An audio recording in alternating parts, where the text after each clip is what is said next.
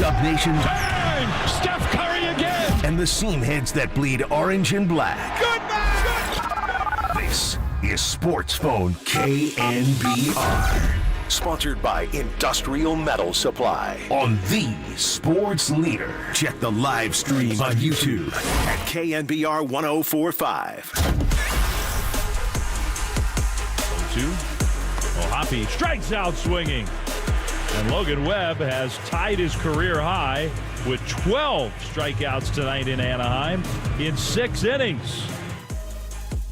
All right, welcome into a Friday edition of Sports Phone KNBR. My name is Bill Lasky. We're going to get through this game and talk a little bit about where'd the offense, so they'd left it in Philly or something like that, because they were stymied today by a guy named Tyler Anderson, who literally didn't throw one ball over 90 miles an hour, but his changeup was masterful, and they were swinging over it as he punched out 6 in 6 innings, only giving up 3 hits, walking 2.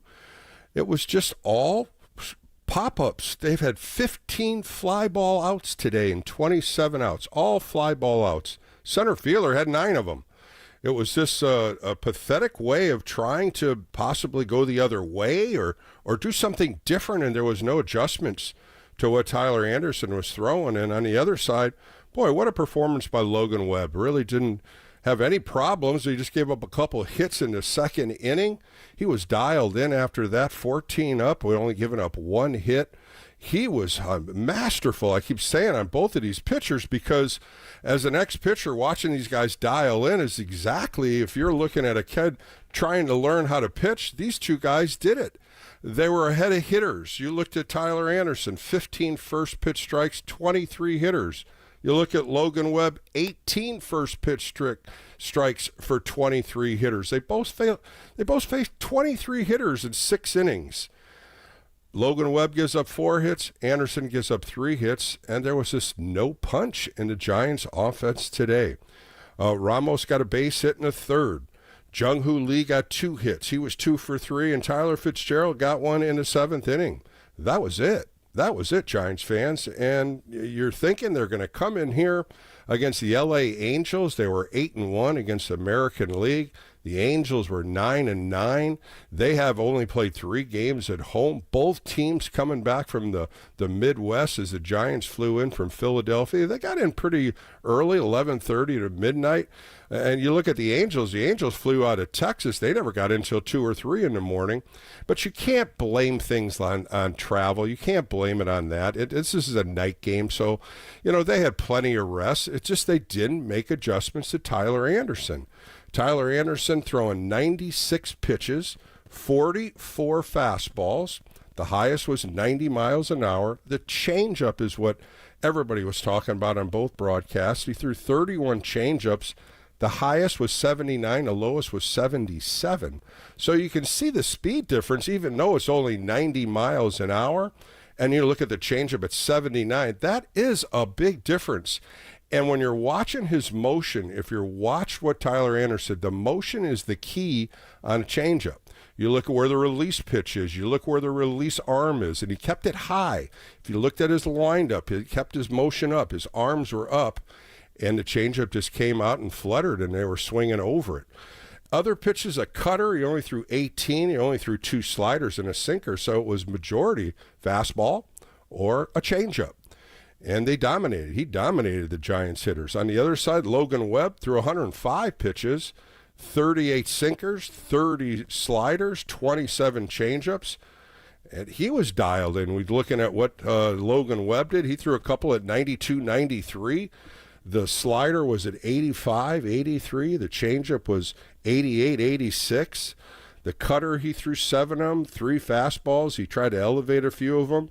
105 pitches when you look at what Logan Webb did, 70 of them for strikes. Tyler Anderson, 96 pitches, 64 for strikes. So you can't say the Giant hitters didn't go up there looking for strikes. 15 first pitch strikes out of 23. You should have been going up there looking for something first pitch, but there was absolutely no adjustments in this lineup at all. And I'm going to continue to say this, 15 fly ball outs. So you're under the ball a lot, swinging too hard instead of trying to put the ball on the ground. This was one thing I just didn't like how the hitters approached Tyler Anderson today. And after that, the bullpen came in, 3 shutout innings, just 1 hit, 1 walk.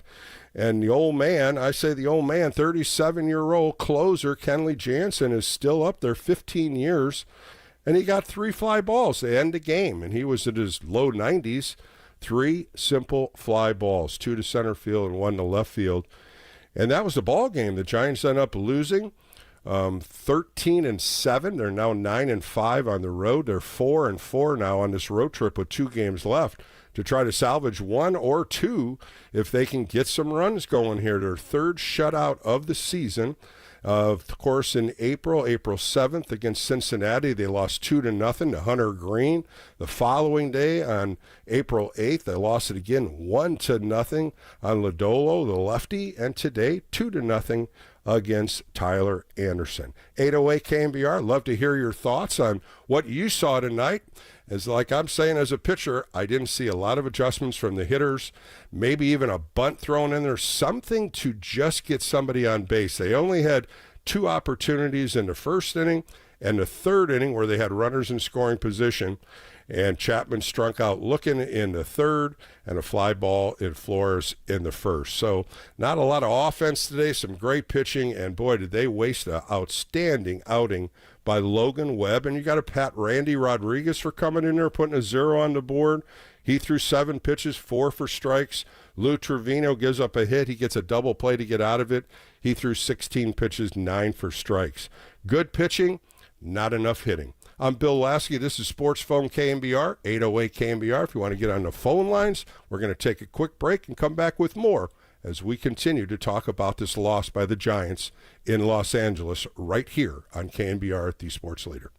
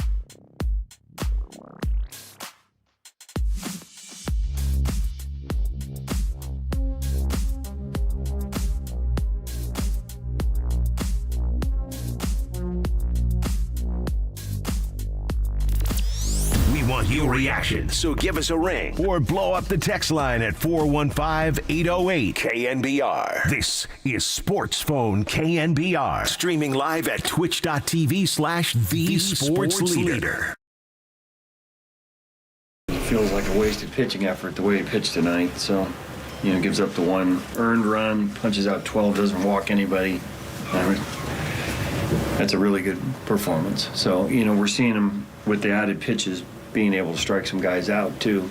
So, kind of next level stuff for him. But, the one inning cost us some pitches and also cost us the, one of the runs. So he pitched great. Good enough to win a game.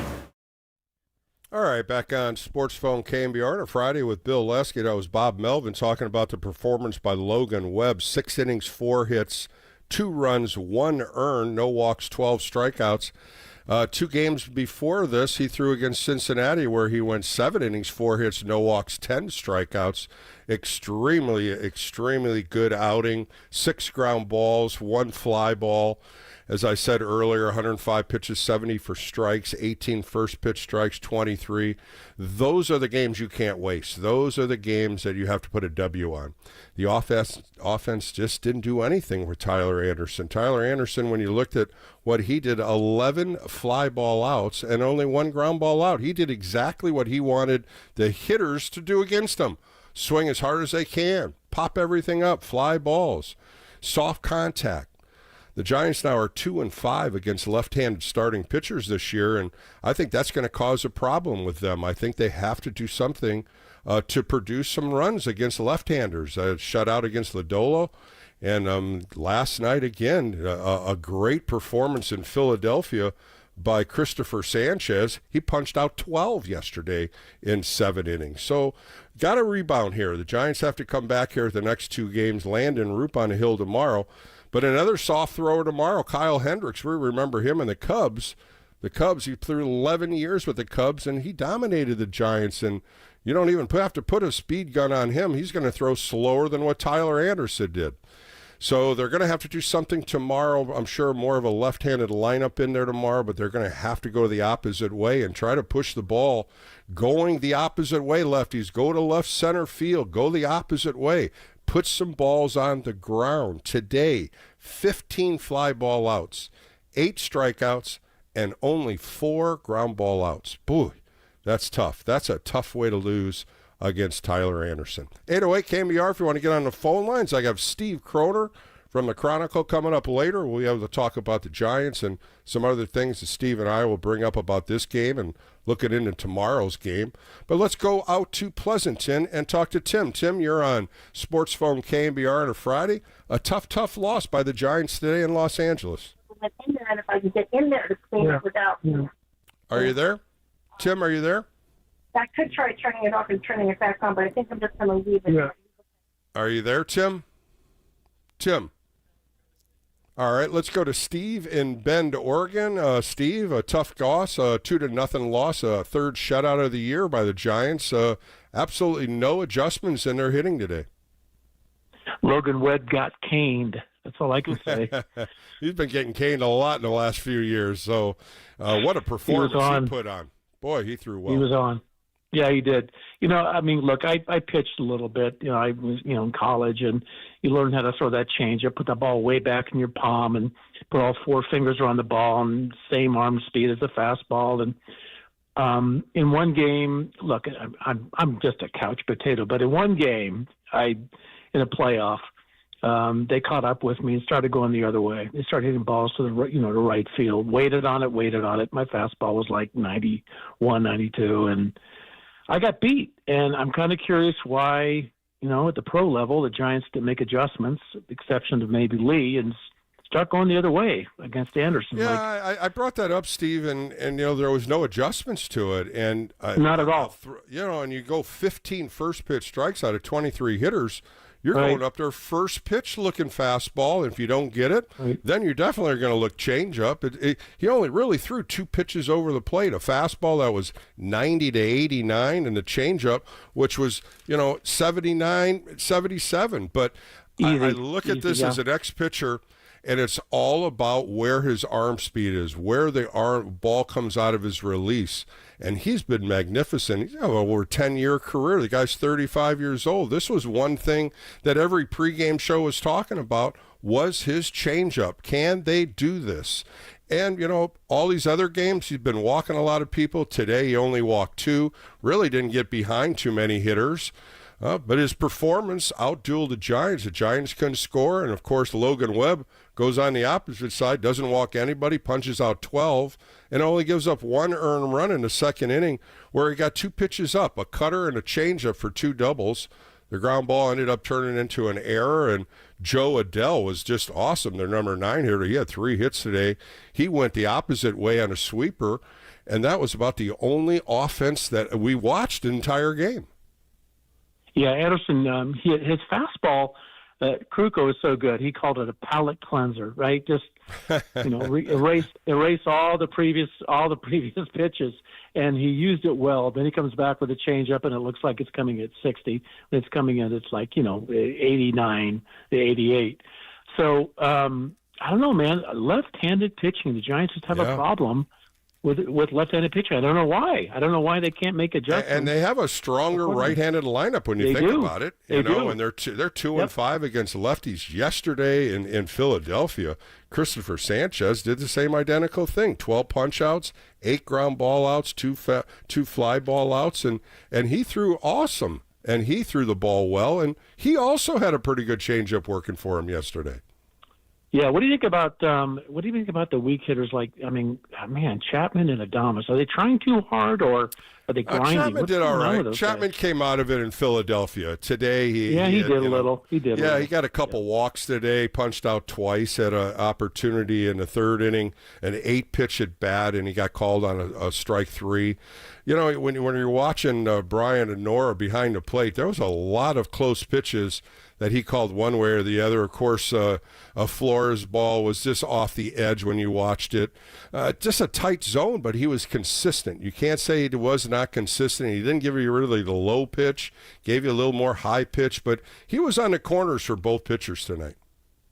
You're not blaming fatigue at all from the flight back. You're not going that route at all. You can't do that because the Angels played a game later than the Giants, and they were in Texas. So I'm not looking at fatigue. They got in around midnight. L.A. got in later. I'm not looking at fatigue. I'm looking at adjustments by the hitters, and they didn't do anything today against Tyler Anderson. Mullins is available. He was fired. But that's another conversation. Bill, have a good one, man. We'll see what happens tomorrow. Steve, thanks a lot. And another one tomorrow with, when you're looking at the next pitcher coming up for Angels. I mean, it's a slow one. When you look at Kyle Hendricks, and Kyle Hendricks is 15 innings, 7 earned runs, 2 home runs he's given up. Still pitching okay. And here's a guy that's 35 years old also that kind of throws like Greg Maddux, off speed and a lot of soft contact. And we'll see if the Giants can contend against him with more of a left-handed lineup. But the biggest question I really think today is of course, before the game, Casey Schmidt was scratched with tightness. We don't know if it's on his side or his hip or oblique. We just don't know the exact reason. And then Lamont Wade Jr. bunched in here, and boy, Lamont is just struggling so hard. 1 for 29. He went 0 for 3 tonight, hitting in the 9th hole, and you can just see him trying so hard. He hit a bullet to second base on a ground ball. That was about it, but 2 pop-ups. And where's he going to fit in tomorrow at first base? Had a little fumble on one of the balls and a double play ball, and never looked back at the runner. And the runner thought, when you look at Taylor Ward, he rounded the base and nobody even knew what was going on. It was just not a heads-up play by Lamont Wade Jr., and they get out of it on a double play ball. Of course, that's what Lou Trevino did on the next hitter, 4-6-3. They got out of it, but it didn't hurt them. But those are little things you got to really watch out for, the heads-up play, and especially runners. Runners don't understand it sometimes going down the line if they're out or safe, and the ball was fumbled. And I think when Taylor Ward went by first base, I think he thought it was a double play. He just kind of conceded to it, started running off the field, and here's the first base coach going, back, and he got back in time. It didn't hurt the Giants, but those are the little things that I'm sure you saw Matt Chapman talking to Lamont Wade Jr. and saying, hey, the play wasn't over yet.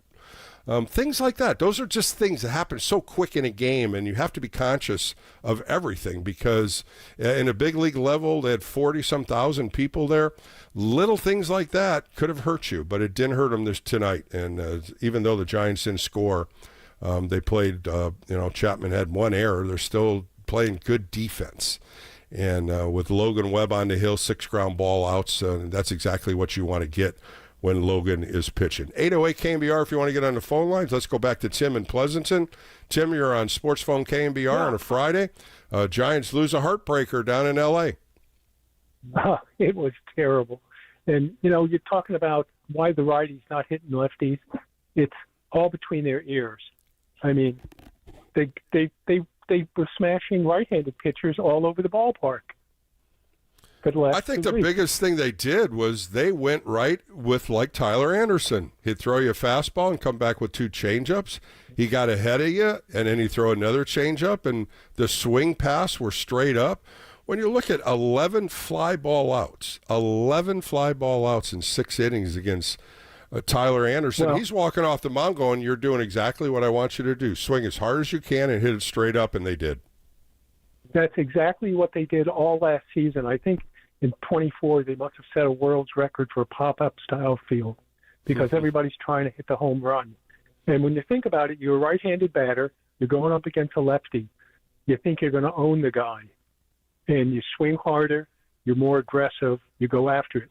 When you go up against a righty on righty, you're a little bit more careful. You start thinking about going the other way, just getting the ball in play, stuff like that. It's mental. The whole thing is mental. The only thing, Tim, I didn't like is there was no adjustments. Trying to put the ball on the ground. Nobody tried to do that. He only had one ground ball out. Everything was lifted. Exactly. The back shoulder went down, and they lifted fly ball outs. Yep. Center fielder had 8 putouts. Left fielder, it seemed like everything was a fly ball, and there really wasn't anything hit deep. It was, fly balls pretty much average in the center field, left field, and right field. There was nothing in the gaps or down the line. Yep. Jung-Hoo Lee got that bunt in the first inning. I was saying to myself, why don't we do this a little bit more? Lay one down. Try to get Tyler Anderson off of the 1-2-3 innings, and they never tried to get him, and they never tried to do something different to him to affect his consciousness. Exactly, and that's all you got to think about it. They were all out in front of everything, and then when you got when they did make contact with the changeup, it was popped up in the air, and that was it. And somebody needs to sit them down and say, hey, look a minute. You got to get out this launch angle thing. You got to get out of your head. You got to stop trying to hit the ball 400 feet on every swing and adjust. I mean, Yastrzemski totally redid himself this year. I mean, he's back to he's hitting over 300. The kid's hitting all fields again. He's hitting for power. And the same thing with Fitzgerald. He came alive. And he's hitting. Fitzgerald's had a real nice road trip, Tim. He's been really good this road trip. 13 for 30, doubles and triples, and 2 home runs, 6 RBIs. Got a nice base hit in the 7th inning. They've been playing Yastrzemski's against left-handers. He played yesterday. He played again today. Yeah. They just want him to keep getting these at-bats. They put him down into order a little bit. A couple guys, again, are struggling. Willie Adames just looked terrible at the plate today. 2 fly balls at center field and 2 punch-outs. You look at Adames in the field. He should have got 2 or 3 balls. Today, he booted a couple on the road trip because his mind's not on the field. His head is screwed up with I'm not hitting. And if you get preoccupied that, your mind is not in the right place to go up to the plate and hit. I think he's been pretty solid, Tim, in defense. I really have. He's might have made a couple errors, but he has been solid at shortstop along with Chapman. Today, that ball that Chapman tried to get in front of it to grab it, he just nicked it, and the ball went out to left field for an error, and they scored the run. That was about the only thing I saw. He's been solid. I have to disagree with you a little bit on Adames. I think that's one thing that he has shown what he's worth right now. But the swing path, maybe get him out of the second second spot. I think maybe move him down, take a little more pressure off of him. Maybe tomorrow with the righty, maybe you start, Yaz the lead off again, and maybe bring another lefty behind him. I just think they need to change this lineup up a little bit. It could happen tomorrow with Hendricks pitching. You're going to have a left-handed lineup, but the guy that's really struggling is Lamont Wade Jr. He is just lost out there in the batter's box. And you look at like tonight on the field when he blew the play when the Eagles were in the base and all. It's. I played ball. I coached ball for a long time, high school and college and all that kind of stuff. And I know when something starts bugging you, your mind is not there. And if you're not focused at the plate 100%, you're not going to hit the ball. It's too quick. He usually picks that ball. I mean, Fitzgerald threw that ball. It was a simple one hop, and he missed it. And I think what you're talking about is everything that happened after, because Taylor Ward went by the bag, thought he was out. He was retreating back to the dugout. And that's when Matt Chapman kind of barked at Lamont going, hey, wake up here. The play wasn't over. And who knows? They could have probably tagged him runner out, but it didn't hurt him. A double play by Lou Trevino. He got a nice double play, 4-6-3 to get out of the inning. But as you said, maybe his mind's drifting a little bit. Maybe the 1 for 29 is now affecting him on the field. It shouldn't, because he's a damn good first baseman. Yeah, but it's subconscious. It just gets into your head, and it preoccupies your mind no matter what you're doing. And the only, like last year when he got injured and he was, coming off the injury and stuff, it took him a month to get back into things. And the other player again, Tim, is we love his defense. One of the best catchers in the National League and maybe even Major League Baseball. But the hitting part on Patrick Bailey, hitting 170, took an 0 for 4. And some of the at-bats, one-hand swings, it seems like he lost consciousness of the changeup 2 pitches in a row, and you could see the expression on his face is like, what am I thinking about? What am I doing up here? And it was sad because Patrick Bailey's a damn good hitter, but he's lost at the plate on both sides. Yeah, you can't go up there to the plate or if you're playing football, no matter what the game is, golf, I play a lot of golf. You can't go up there thinking about, I got my driver out, I got this part of my swing, that part of my swing, tee the ball up right, line it up, do all these things. It has to be automatic.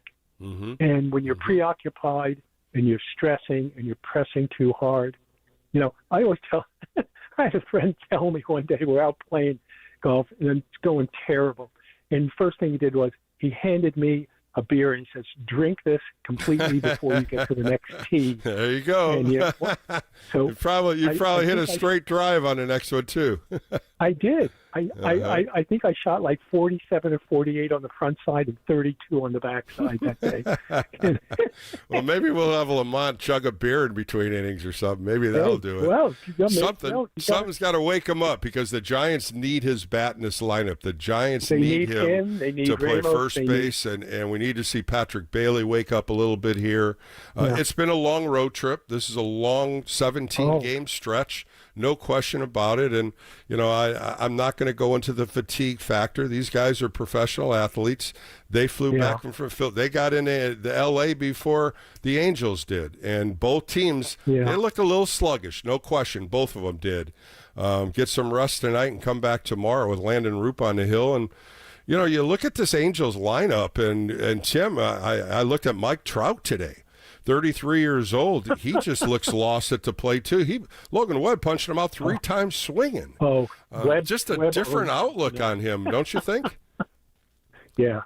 It's, when you look at different sports, and baseball players usually play into the mid-30s, but with the travel now, the Giants are going to have one day off, and then they got another 6 or 7 games. It's whoever makes these schedules up, it's ludicrous. And what I don't like about it, they'll give them days off like in August and September, and they'll do it like 3 straight weeks in a row or something to that nature. Yeah. And in the beginning of the year, when you're going to East Coast and West Coast, you got to give each other a night, a day, and not a day of travel. You fly all night. The next day should be a day off.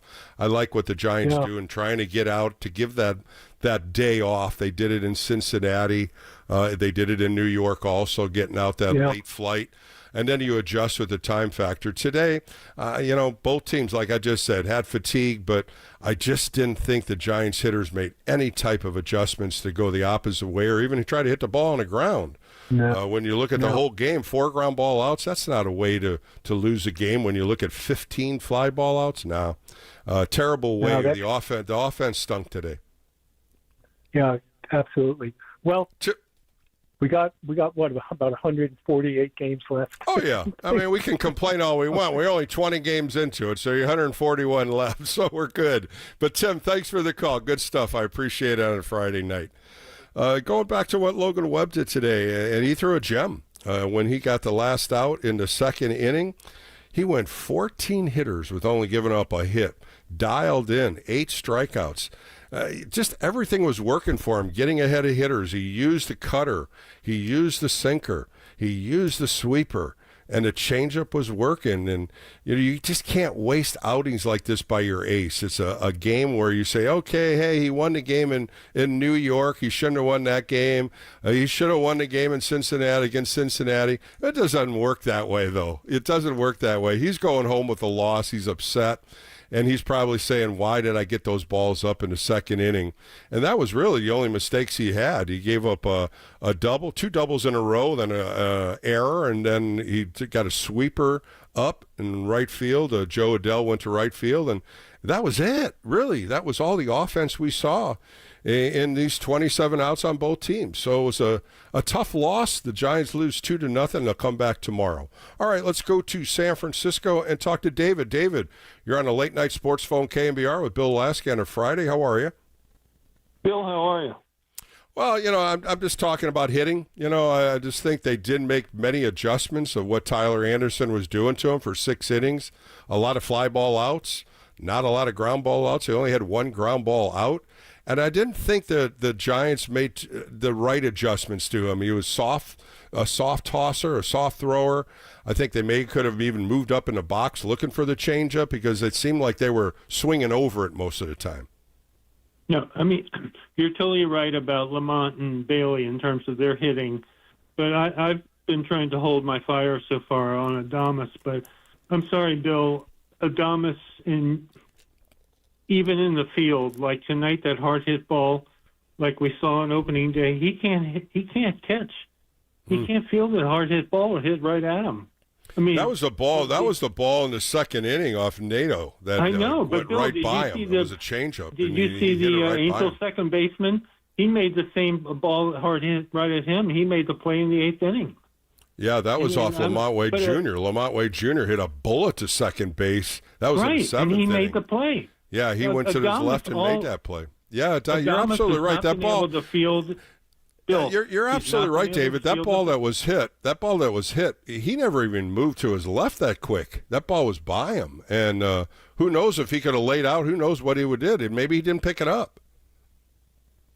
But, Bill, even more at the plate, he reminds me of Javier Baez. Sure. That Detroit signing? Oh, yeah. I'm getting a little afraid that Buster did not do his due diligence. We got to give him more time, though. Dave, I can't judge a player on 20 games. I'll stop you right there. You can't do it. He's just having a hard first part of the season.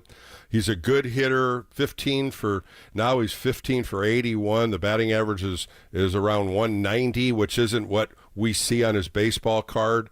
I just maybe think you're getting him out of the second spot and putting him down on the order. Maybe change his order up a little bit for tomorrow's game. Yeah, it just seems like he makes up his mind and swings at that pitch that's a foot and a half outside, low and away. Yeah, or what about the elevated fastball he went after a couple times today? I saw that too much today, and the two fly balls, it wasn't enough. You know who chases the elevated fastball is Ramos. Yeah. Ramos is another one guilty of that. But I don't know. I'm a little nervous about the Adames signing. I'm not sure. I know he hit 32 home runs for the Brewers. Yeah, David, too early to worry about things. I'm just looking at, the Patrick Baileys and the Lamont Wade Juniors. They're just going down the rabbit hole too fast. And the adjustments I'm seeing, they're just not good quality at bats. you're seeing him frailing at a ball. Bailey today looking at 2 changeups, and you saw his expression on his face is like, well, how did I not even swing? Or if I did swing, it seemed like a one-hand swing. It didn't get any kind of a good swing off of it, and that's been happening way too much with Patrick Bailey. Yeah, with Bailey, his body language concerns me a little sometimes. When he's hitting. Yeah. When he's hitting, but also he seems like he's entitled to the position even if he hits 150. I don't know. Sometimes we go back to the Joey Bart thing. I mean, I don't know. That's a question mark. You know, you give up a little bit with Patrick Bailey behind the plate. Gold Glove winner, of course, last year. Very good catcher, calls a good game. But you got to get some productivity out of his offense. You can't just have him going up there 1 for 8, 1 for 10 in his last 3 games. He's got to do better. He's got to do something different. And I don't know if the switch hitting is causing him to frail with some of these swings or not. I don't know if they just keep him as a left-hander or if they want to continue as a switch hitter. That's something that I really want to ask Pat Burrell, if there's something that could happen with him where he just stays on one side. Yeah, because, I mean, at least the last 2 years he hit great in the first half of the season, and then he totally tailed off. But, I mean, the contact with him hasn't been solid. You know, he hasn't really driven a ball yet. When you look at his numbers, you know, he hasn't hit a home run yet, 6 RBIs. He's only got 9 hits in 53 at-bats, so that's going to tell you a little bit right there. You know, and then you look at Lamont Wade Jr., and it's even worse. Oh. He's 5 for 52. So it's brutal. They're going the wrong way. You know, they're going the wrong way to get out of this slump. It's getting worse. And what are they going to do at first base? Casey Schmidt was going in there today against the lefty, but something happened after batting practice where he has a side stiffness, so they pulled him and put Lamont in there, and Lamont had to go up against a lefty. He drove the ball twice in fly balls, but the swing path, it looked like he was just hacking. He was up there swinging out of his rear. Bill, even like Casey Schmidt yesterday, he went 0 for 3 with 3 strikeouts. Right. So, right. I mean, well, the offense is gloom and doom right now. How's that kid doing in the minors?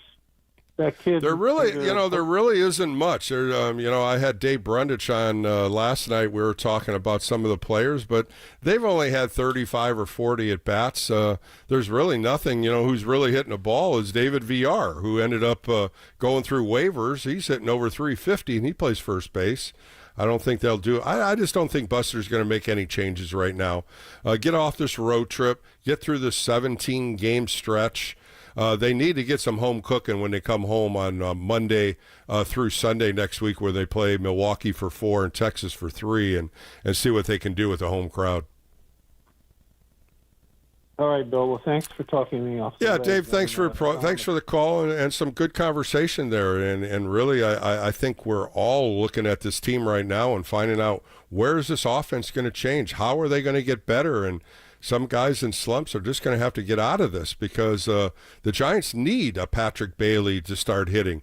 The Giants need Lamont Wade Jr. to start hitting. He's a big hitter in this lineup, and it's just not working out right now.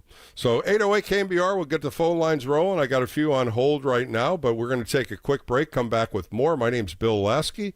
This is the Sports Phone KNBR Friday show, so we'll have more coming up next on KNBR, the Sports Leader.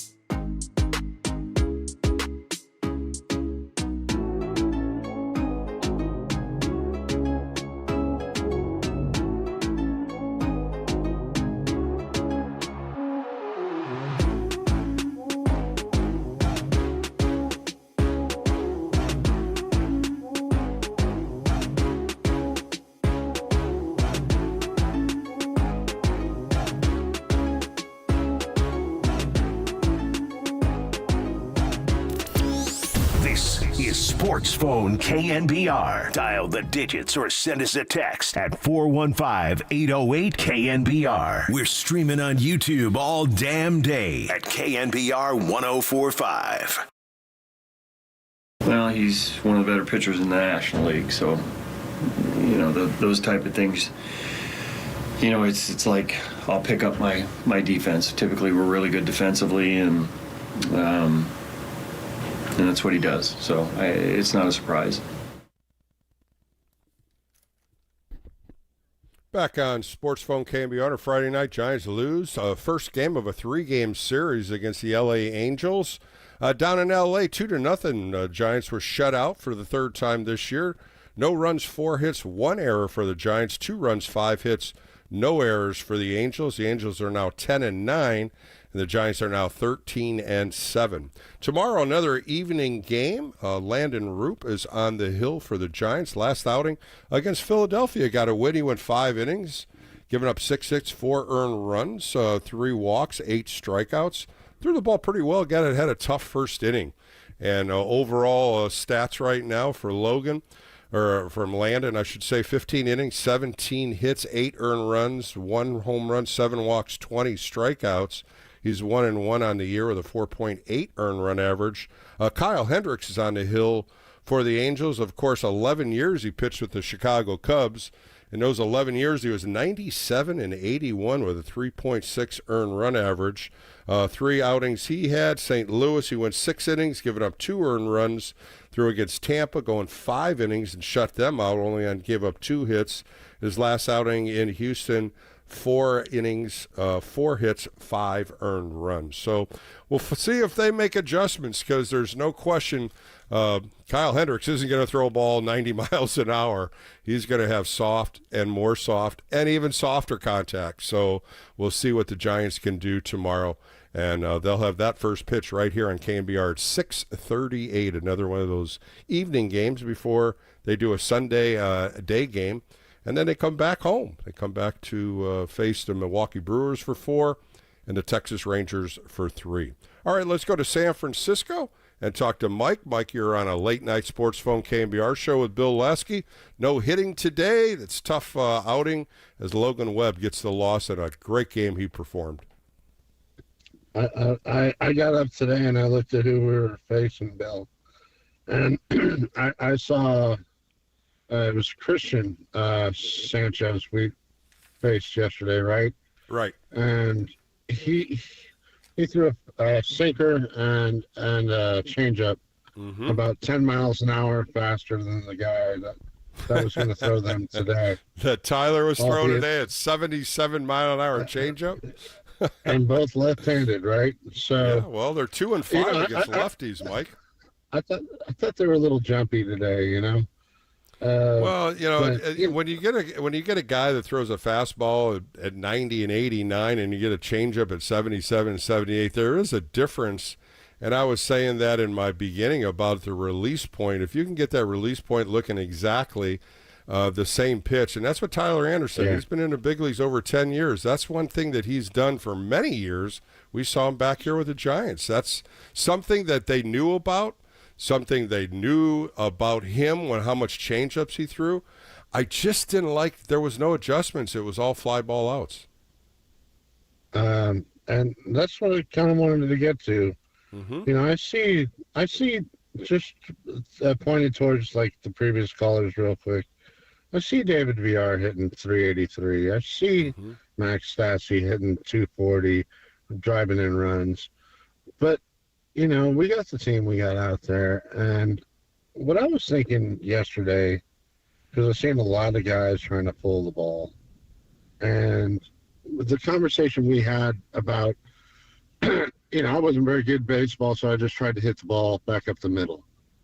And when you're trying to pull the ball, you're essentially taking away the other half of the strike zone. And, that's okay once in a while, but when I look at a couple hitters today, and I talked about Willie Adames. The first 2 times up, both fly balls to center field. I mean, there was no change, and then he punched out the next 2 times. swinging, Yeah. and one was an elevated fastball. You look at Wilmer Flores, 3 fly ball outs.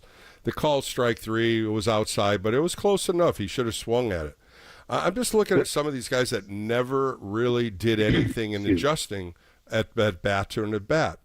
Tyler Fitzgerald hit a ground ball to third. The next time up, he waited and punched that ball to right center field.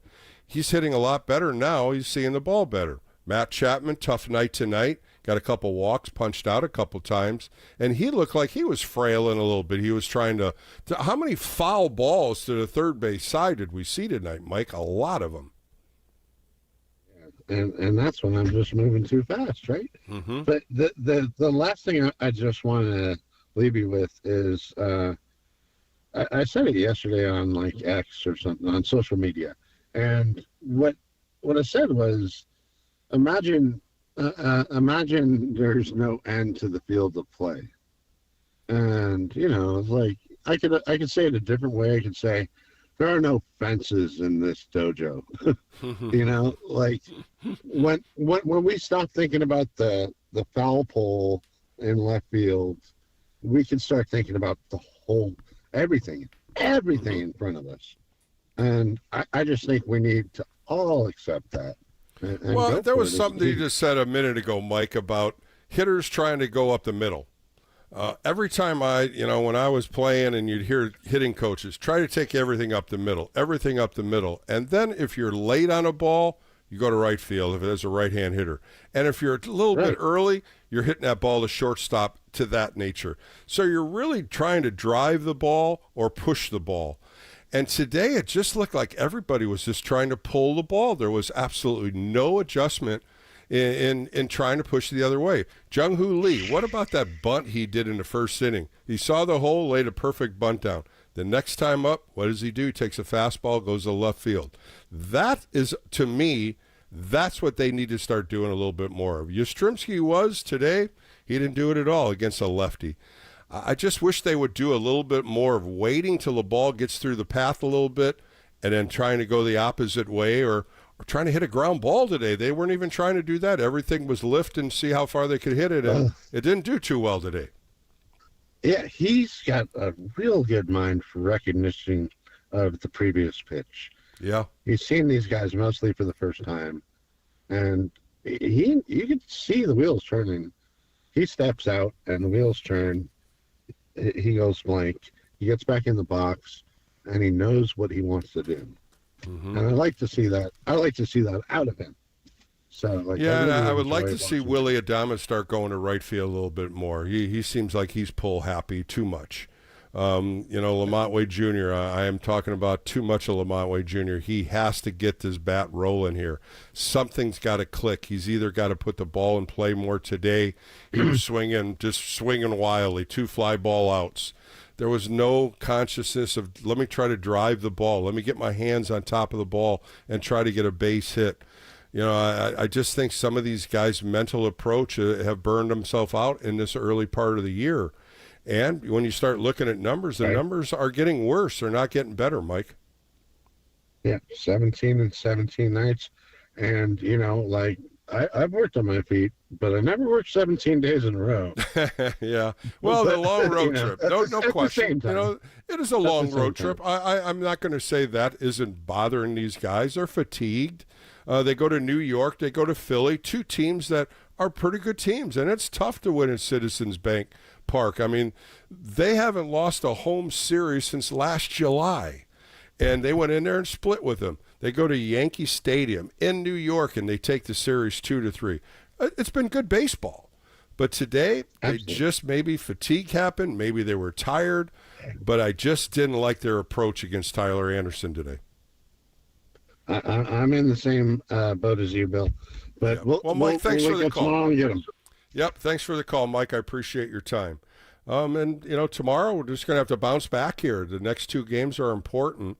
When you're looking at a 10-game road trip, they're 4-4 right now. They definitely don't want to turn this into a losing road trip, especially when you take 2 out of 3 from New York and Yankee Stadium and you split with Philadelphia 2-2. A better game tomorrow. Let's hope they do that, and the first pitch is at 6:38 right here on KNBR. All right, we're going to take a quick break. Bring on my buddy, Steve Croner. maybe he can tell me why the Giants didn't hit, because as a pitcher, I'm doing the same thing that Tyler Anderson. You want a fastball? There's one. Here's 2 changeups. Hit it as far as you can, because you're probably going to pop it up. And that's what Tyler Anderson did to the Giants tonight, as the Giants lose 2-0. All right, I'll bring up Steve next. Take a quick break, and let's talk some more baseball with my buddy Steve Croner on KNBR, the sports leader.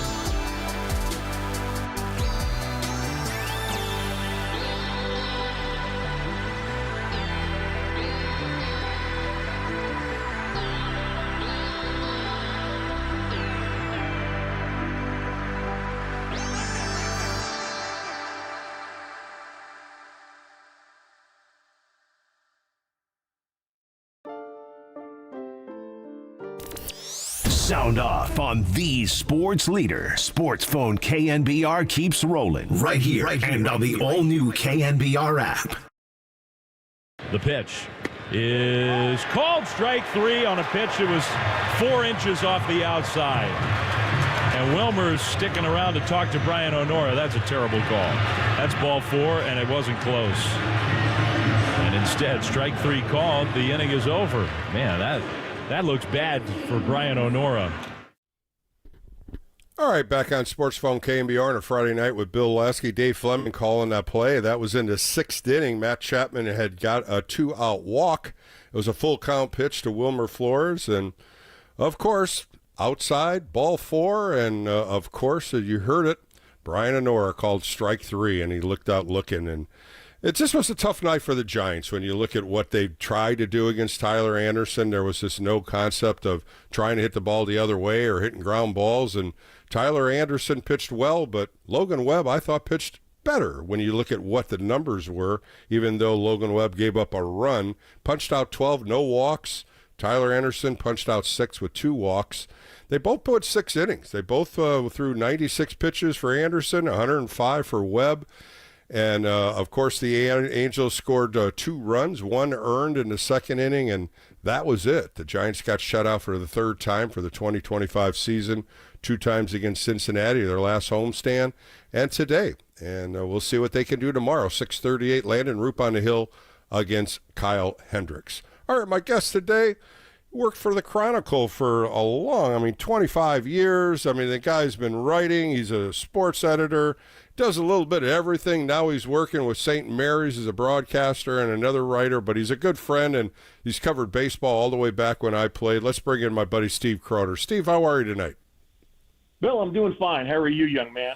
Well, I'm just trying to figure out why the Giants didn't make any adjustments today. It just seemed like Tyler Anderson would throw you a 90-mile-an-hour fastball, and the next 2 were about 75, 76, and all I saw were fly ball outs, and there was just absolutely nothing the Giants could do to try to score a run tonight.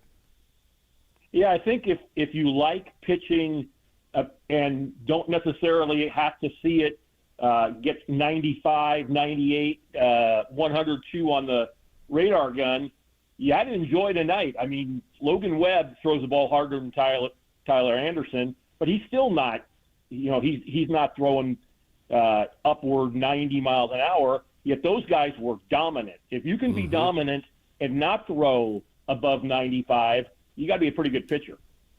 You're absolutely right. When, after Logan gave up those runs in the second inning, the final out in the second, and then he got 14 hitters up with only giving up a base hit. And when you look at his pitch counts, they were all down 18. Then he had 13. Then he had 15. And he had 12. He got through it pretty well with 105 pitches. I was wondering if they were going to try to take him out after the 5th inning. He had 93 pitches.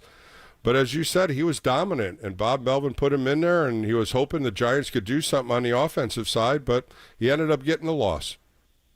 Yeah, in one of those obscure stats that does kind of stun you a bit, it's been reported that Logan Webb is the first pitcher in Giants history to strike out 12, walk none, and take a loss. That's a tough night. That's a real tough night, especially when you only give up 1 earned run. That's the ideal part of it. When you look at Tyler Anderson, I mean, we've seen him pitch. He was in a Giants uniform. These hitters had scouting reports. A lot of them have faced him. I just didn't like once they flied up, the next time up, there was no adjustment in their stance. Most of the time back in my day, they would move up in the box to try to get that changeup before it fell down, south of the strike zone. And I didn't see anybody crowding the plate. I didn't see any type of movement with the hitters today. Yeah, I can't disagree with you, Bill. I think the other part of this is, Tyler Anderson came into the game, I think you mentioned it, that I think he had something like 10 walks in 15 innings this season. And you figure maybe if you're a little patient, maybe he gets out of the strike zone and you can get some free passes. Well, Matt Williams walked twice, and the Giants got no other walks on the Tyler Anderson card. He was tough. He pitched really well against the Astros. Absolutely. He went 5 2/3, only giving up 1 hit. He threw against Cleveland, going 5 innings, only giving up 1 hit. But both those games he walked 4. Today, as you just said, he only walked 2, and they just couldn't do anything about it once they got on. They only had 2 opportunities in the first inning and the third inning where they had runners on second base. After that, the bullpen shut him out. Kenley Jansen, I didn't even know was pitching with the Angels. I thought he had retired after the Red Sox, and here he is at 37 years old, 15 years in the big leagues, and he gets his 5th save out of their 10 wins. Yeah, he's had a heck of a career. I mean, a lot of Giants frustration and a few times some success against him when he was playing for that other team in Southern California. But I don't know if I forget their name, but I mean, give it up for Kenley Jansen. He's had a heck of a career. That voice you hear on Sports Phone KNBR is Steve Croner, of course, 26 years writing for the Chronicle. He's doing a little part-time work with them now. And how do you like the broadcasting you're doing, Steve? You're doing a little of that with St. Mary's. Yeah, it's pretty much stopped for the moment. I did about 10 games with Brian Brownfield doing play-by-play, and I do, and believe it or not, color on the St. Mary's men's basketball telecast on ESPN+. And I've long said I have a great face for radio, but it was fun. I really enjoyed those it. are all the best lines, right, Steve? Those are the one-liners. Yep. But, yeah, it was a lot of fun. I hadn't done broadcasting in a long time. I did a long time ago, worked at KPIX and mainly as a producer, but a little bit on air. And, I really enjoyed it. The fact that I think of the 10 games we called, St. Mary's won 9, that makes the broadcast go a little easier.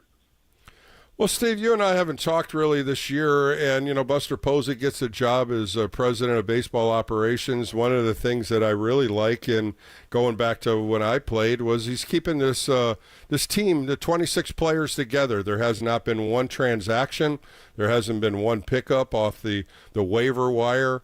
And he's kind of sticking with what they left spring training with. A long road trip right now, a 10-day road trip going back east, some bad weather condition, the elements in New York, and then a cold and wind in Philadelphia. I thought they played well in both cities. 2 out of 3 from the Yankees. They split with Philadelphia. Today, a couple callers asked me, would you see fatigue? Well, both teams had fatigue. Right. The Rangers, they were playing, the Angels were playing the Rangers. They came in after the Giants.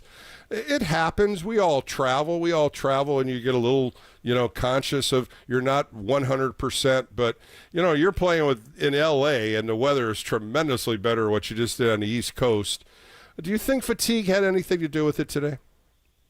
I think it was more Tyler Anderson, to be honest. I don't necessarily think it's fatigue. Like you said, I mean, the Giants played a semi-day game yesterday. And even, yesterday, look, when you play 162 games, you're going to lose – you're going to lose at least 60 and probably 70 or 80, depending on how good you are. But there are some losses that I think you can feel better about yourself than others. And I think yesterday was a loss about which the Giants could probably feel pretty good. One, Hicks gives up 5 runs in the first inning, but then he gets through 7, which saves your bullpen in a stretch when you're playing 17 straight days. They're down 5-1 in the first inning, but they came back and made a game of it. As you mentioned, Matt Chapman continued to maybe find his swing in Philadelphia. He hit a homer. Tyler Fitzgerald hit a homer. Mm-hmm. That was a game, even though the Giants lost, I think they could feel pretty good about it. I'm not so sure they feel so great about tonight's loss. Yeah, I agree, especially how Logan Webb threw. When you got your ace throw and he punches out 12, no walk, somehow, some way, you have to fight for this kid. And that's the energy this team had. Bob Melvin's show beginning said, hey, we got our ace throwing, we feel better, we're energized for this game. And then when the first pitch came, the offense just wasn't there.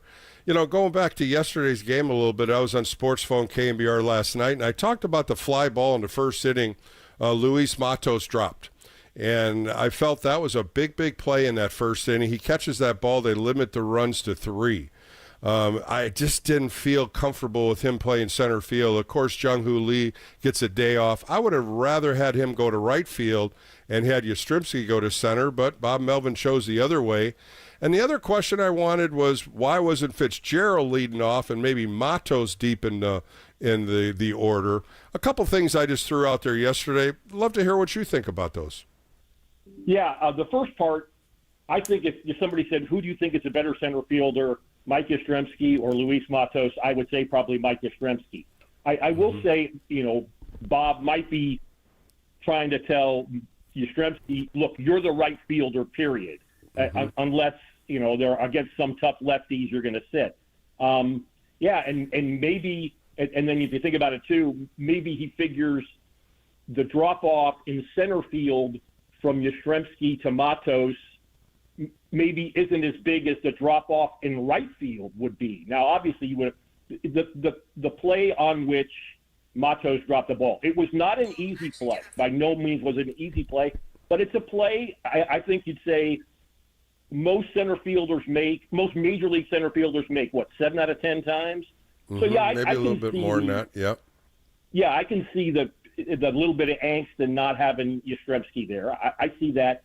In terms of whether you've had Tyler Fitzgerald or Matos at the top of the lineup, that I don't see it as that big a deal. Look, Fitzgerald has had a great week, but it's not as if he's been great for 3 weeks. Right. This week he's been great.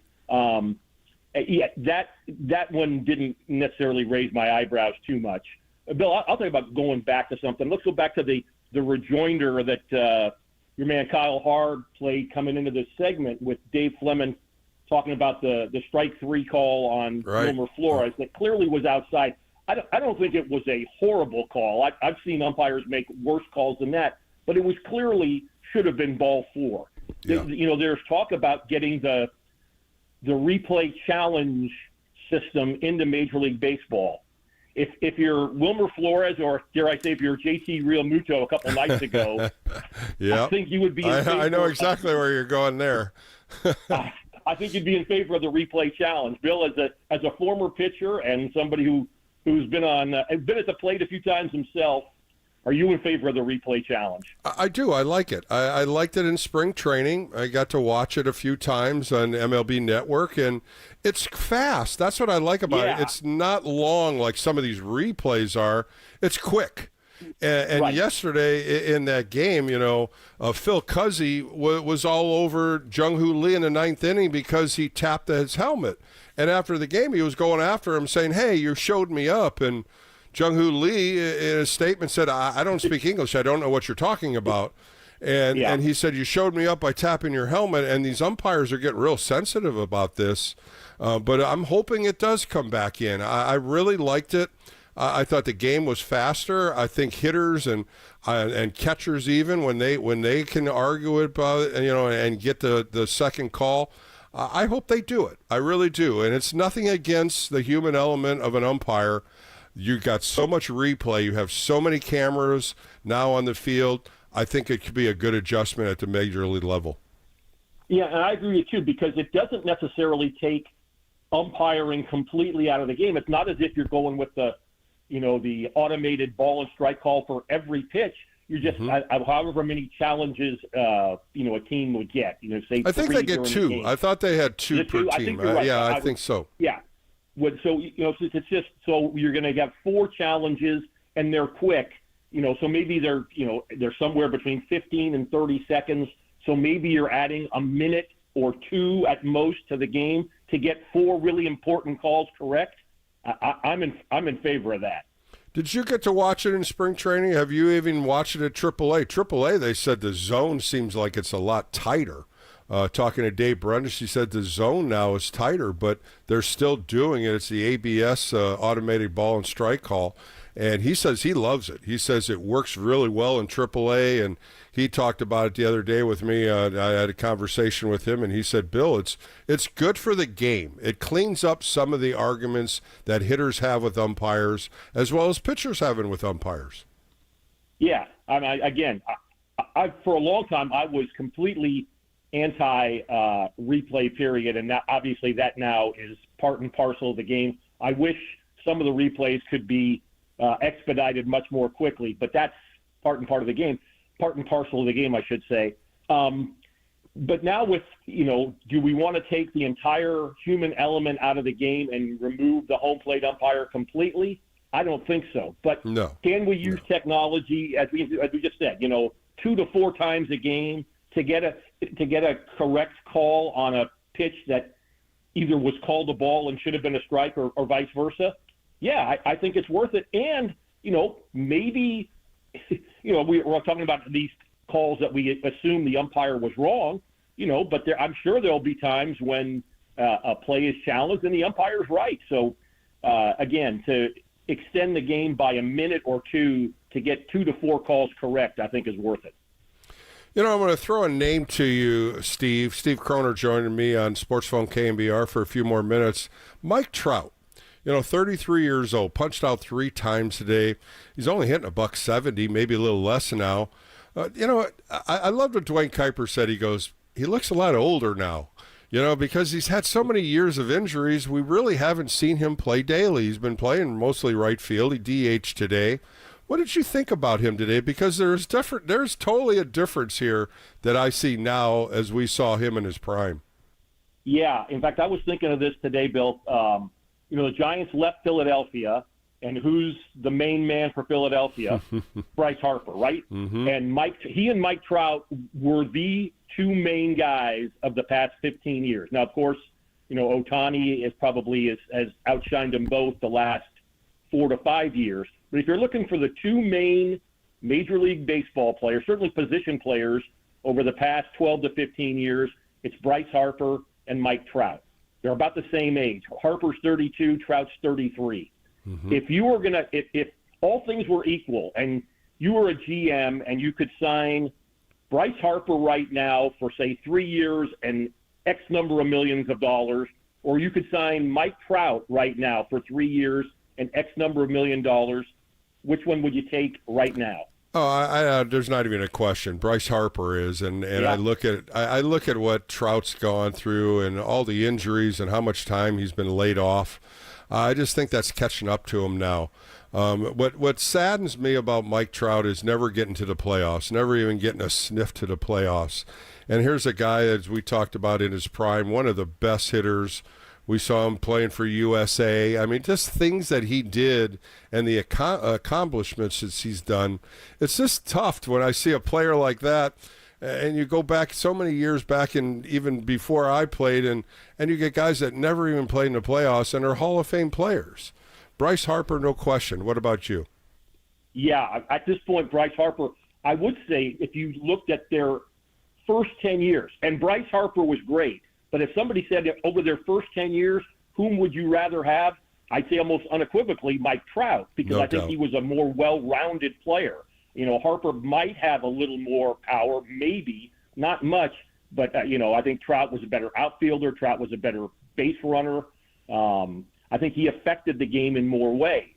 But at this point, not only, there's 1 year Harper's younger than Trout. I don't think the 1 year that makes a difference, but the wear and tear, as you say, on Mike Trout, I think it's almost an automatic that you go with Bryce Harper. Steve, you've been writing for the Chronicle for over 25 years. You followed the A's, you followed the Giants. What do you think about Ron Washington back in that manager's job and how much knowledge he's had, coaching third base, and he had an opportunity to manage with the Rangers? This guy's a baseball life. He's everything that you want. The knowledge and all the players that he knows and what he's done in a coaching position. I played with him back in 1988 with Cleveland. He was a good middle infielder. As a manager, he's getting his due, and maybe, it's time that he has a winning team. But, boy, the Angels just don't want to put any kind of money in this organization. Yeah, it's weird how for a while, if you look at the contract that Albert Pujols signed, they were, right. They were one of the big spending teams, and it seems over the past 5 years or so that has changed. But yeah, Ron Washington, if you talk to Eric Chavez, I think Eric Chavez will. I think didn't he? Eric Chavez, I think he gave one of his gold gloves to Washington. He sure did. That's sure did. How appreciative he was of the tutelage that Ron Washington gave him.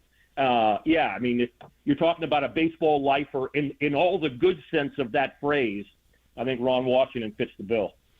Yeah, and you look at his years when he was with the Atlanta Braves, but coaching third base, he was such a pillar of knowledge at third base, and how he made these runners, approach third and go home. I just thought, if you're looking for a third base coach, I thought he was one of the best. I always said Tim Flannery was up there too. But when you see what he did, coming through the baseball life that he's been, going to winter ball, I played winter ball with him, and he's played every year the hardest he can. Now he's back in the manager's position with the Angels. I love the man. He's a good guy. You've had to have reported on him, maybe done some interviews with him, have you?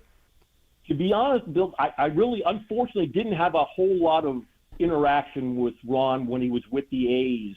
Because I was out there a lot as the secondary reporter. I'd be, there maybe once or twice a homestand. So I was mainly talking to Bob Melvin previous years, Art Howe and Bob Guerin. So I didn't have as much interaction as I would have liked, put it that way. Yeah. Well, as we finish up here, Steve, tomorrow, another softy throw, and Kyle Hendricks. Yeah. I threw these numbers out. 11 years he pitched to get with the Chicago Cubs. He's like a Greg Maddux. What do you think they're going to have to do to adjust and hit him? Well, I mean, maybe it's a little better that it's a right-handed soft tosser instead of a left-handed soft tosser. That would be number one. But yeah, I mean, it's the old thing about it, and let's be honest too. It's hard to have this thought in your mind that as if I'm going against a soft tosser, I've got to think the other way, because you think if it's a soft tosser, you've got the bat speed that you can get around and pull that guy. But most of the time, if you do that, if he's a good soft tosser, you're a left-handed hitter and you're pulling that low outside corner pitch and you're hitting a ground ball to the second baseman, or vice versa, you're a right-handed hitter and the low outside pitch, you're in a ground ball to the shortstop. So, I mean, if you can get it in your head, and again, it's not that easy to do, to think going the other way, or at least up the middle with the soft tosser. And again, who am I to say as a guy who was a failed high school hitter? So believe me, I'm not Tom Amansky giving batting tips. But well, Steve, back in my day, we faced John Tudor. Oh yeah, he's just like a Tyler Anderson, and even farther back, a Frank Tanana. Those guys. I mean, when I'm watching Tyler Anderson throw, those were two lefties that came to mind immediately. Especially John Tudor in St. Louis. He used to have this pound of turf or fly balls. That guy was sensational about taking a little off, put a little on, taking a little off, and that was exactly what Tyler Anderson did today. Well, I will say, just on the off, Frank Tanana mentioned he might be the guy who went from throwing really hard to becoming a soft tosser and being successful at both ways of pitching. If you know what I'm saying. I totally agree with you. Well, Steve, thanks again for joining me. I wish we had a win to talk about, but it was a tough game. But as you said in the beginning, a nice pitching duel with Tyler Anderson, and boy, oh boy, Logan Webb. We spoiled a good game, and they just couldn't get any runs for him. Punching out 12 with no walks, a sensational game by him. But I just want to thank you for your time on a Friday night, Steve. Bill, my pleasure. I'll get off with this. If the Giants go 13-7 the next 20 games through the rest of the season, they'll win about 105. So, and I'll be happy with that one, and so will you, and all Giants fans. So, Steve, have a good rest of the night. Appreciate your time. That was Steve Croner on the Sports Phone KNBR show. We'll have more coming up next right here on KNBR, the sports leader.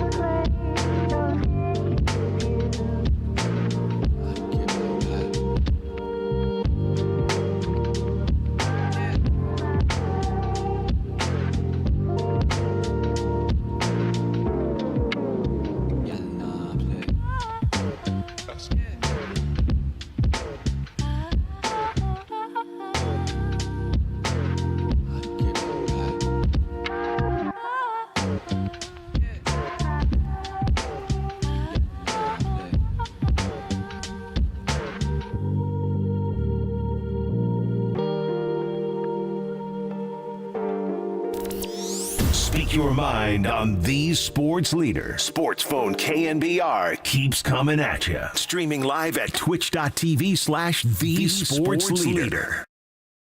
Welcome back to the Sports Phone KNBR show on a Friday night with Bill Lesk as we close out a loss by the Giants, a 2-0 loss, a shutout down in Los Angeles playing the Angels. Giants only had 4 hits, 1 error.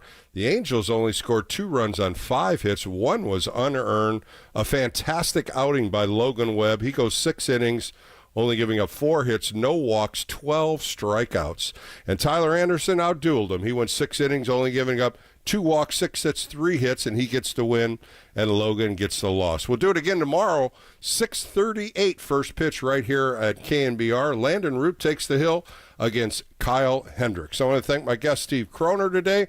Tomorrow, Extra Innings will feature Greg Mitten. We'll talk to Moon Man about his Giants days as well as his Angels days. I want to thank Kyle Haar for producing the show, as well as Ryan picking up all the phone calls. And Extra Innings will do it again tomorrow with myself being the host, and we'll see if we can bring the Giants a win as we do it again tomorrow. For Bill Lasky, have a great rest of the night. Be safe, be well. More coming up right here on KNBR, the Sports Leader.